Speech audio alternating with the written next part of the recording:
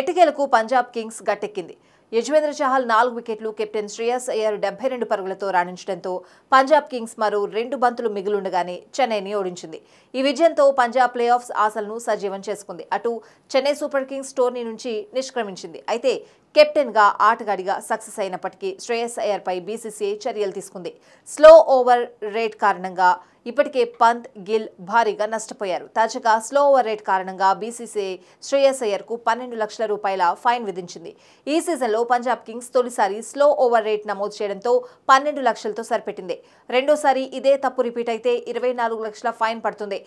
IPL నియమం 2.2 ప్రకారం నిర్ణీత సమయంలో ఓవర్లు పూర్తి చేయకపోతే కెప్టెన్కు జరిమానా పడుతుంది. కాగా పంజాబ్ కింగ్స్ తమ తదుపరి మ్యాచ్ను లక్నో సూపర్ జైంట్స్తో తలపడనుంది. పంజాబ్పై ఓడిన చెన్నై నెక్స్ట్ ఆర్సీబీతో తలపడుతుంది. ఈ సీజన్లో చెన్నై 10 మ్యాచ్ల్లో కేవలం 2 మాత్రమే గెలిచింది.